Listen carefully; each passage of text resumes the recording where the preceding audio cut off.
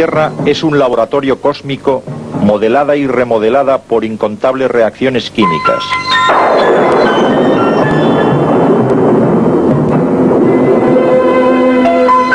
Ciertos factores fundamentales condicionan estas reacciones y las velocidades con que tienen lugar. Velocidad de reacción y equilibrio.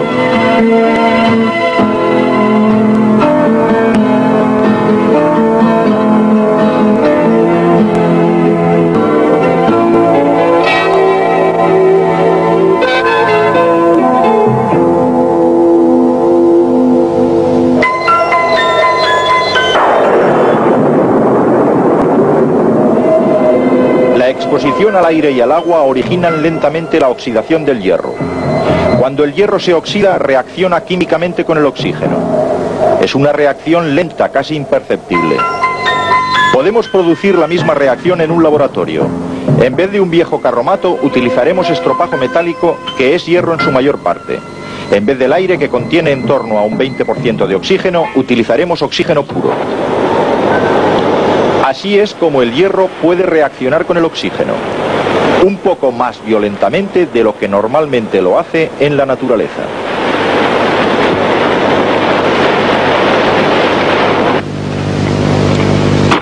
Algo de la madera de una cerilla se quema reaccionando con el oxígeno del aire y en pocos segundos es en su mayor parte carbono. Pero un bosque prehistórico, enterrado en la tierra por enormes cataclismos, necesitará 1 millón de años para que su madera experimente reacciones químicas similares que conviertan también la madera en carbono en forma de carbono. Las reacciones tienen lugar a diferentes velocidades. Dentro de 2 vasos de precipitados vertemos ácido clorhídrico. Una muestra de magnesio a la izquierda y de hierro a la derecha se dejarán caer dentro del ácido. El metal magnesio reacciona rápida y violentamente. Pero en el otro vaso, el metal hierro descansa en el fondo reaccionando con lentitud, una vez más ilustrando una idea básica. Diferentes reacciones tienen lugar a diferentes velocidades. ¿Pero por qué? La respuesta guarda relación con los enlaces químicos. En las reacciones están implicados los enlaces químicos, unos se rompen y otros se forman. Los factores que controlan las velocidades con las que se efectúan estos cambios son los factores que controlan la velocidad de reacción.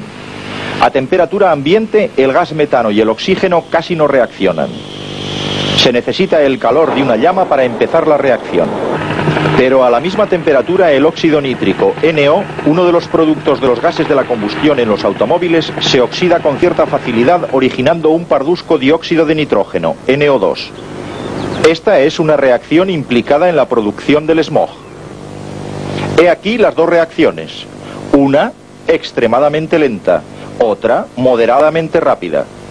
La diferencia de la velocidad de una reacción se basa en la diferencia de la naturaleza de los reactivos, metano y óxido nítrico, lo cual nos conduce a nuestra primera conclusión. La velocidad de reacción depende de la naturaleza de los reactivos. En la reacción moderadamente rápida, entre el óxido nítrico y el oxígeno, tan solo unos pocos enlaces relativamente débiles tienen que romperse. En la reacción extremadamente lenta a temperatura ambiente entre el metano y el oxígeno, tienen que romperse muchos enlaces fuertes. Generalmente, cuanto más fuertes son los enlaces, más lenta será la velocidad de reacción. Y la consistencia y el número de aquellos enlaces dependen de la naturaleza de los reactivos, uno de los varios factores que determinan la velocidad de reacción.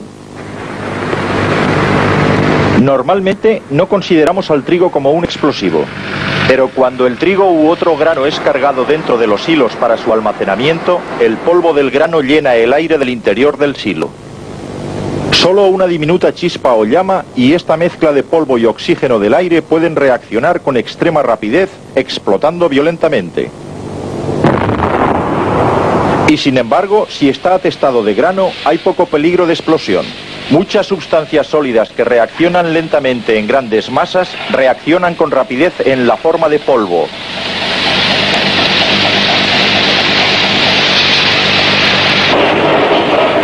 El carbón arde lentamente, pero el polvo de carbón arde explosivamente, lo cual nos conduce a un segundo factor que afecta a las velocidades de reacción: la superficie de contacto de los sólidos. El carbón es esencialmente carbono.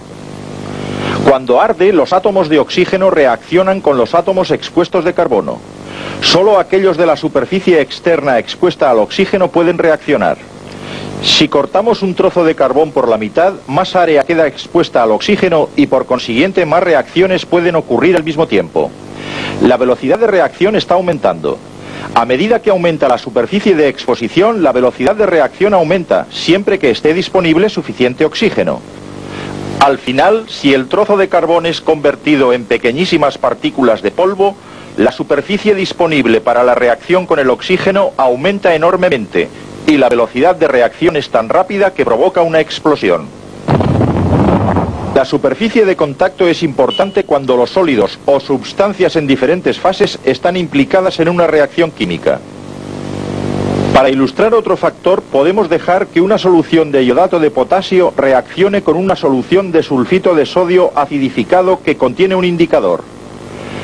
La solución se volverá azul cuando la reacción, que implica varias etapas, llegue casi al final. La solución se vuelve azul en unos 35 segundos. Ahora, utilizando una solución de iodato de potasio, que es 10 veces más concentrado, haremos que reaccione de nuevo.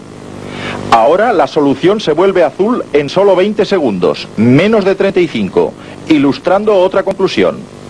La velocidad de reacción también depende de la concentración de los reactivos. Electrolíticamente podemos romper el compuesto agua en sus elementos constituyentes, hidrógeno y oxígeno. Una vez que el hidrógeno forma gas, podemos recombinarlo fácilmente con el oxígeno del aire. Esta parece una reacción rápida, pero comparémosla con esta. En algunos cohetes impulsados por combustible líquido, el hidrógeno líquido con una concentración mucho más alta que la del gas reacciona con el oxígeno líquido. La reacción se realiza con una gran rapidez. La concentración marca claramente una diferencia en la velocidad de reacción.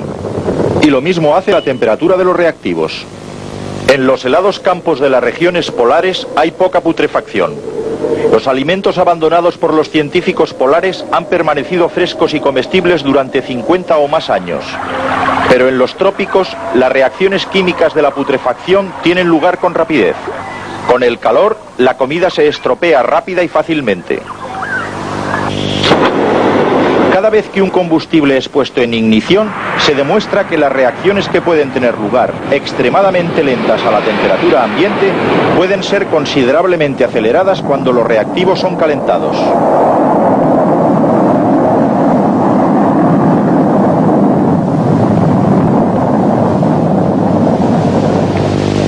El hecho de que la concentración y la temperatura de los reactivos afecte a la velocidad de la reacción puede ser explicado por el mismo concepto: la teoría de los choques. De acuerdo con esta teoría, las reacciones ocurren cuando las partículas de un complejo activado entran en colisión, y entonces momentáneamente el complejo se descompone en nuevos compuestos. En cualquier reacción concreta, cuantas más partículas hay apiñadas en un espacio dado, más choques ocurrirán. Esto ocurre cuando aumentamos la concentración de los reactivos. A una mayor concentración corresponden más colisiones, y más colisiones en una unidad de tiempo dada ocasionan una velocidad de reacción mayor. La teoría de los choques también nos ayuda a comprender cómo afecta la temperatura a la velocidad de reacción. Cuando una reacción aumenta de temperatura por término medio, sus partículas se mueven más rápidamente, colisionan más frecuentemente y con más energía. Ahora bien, muchas colisiones son flojas. No tienen energía suficiente para formar complejos activados, o si lo hacen, los complejos retroceden a sus configuraciones originales. La teoría de la colisión sugiere que un aumento de temperatura reduce el número de choques flojos de una reacción.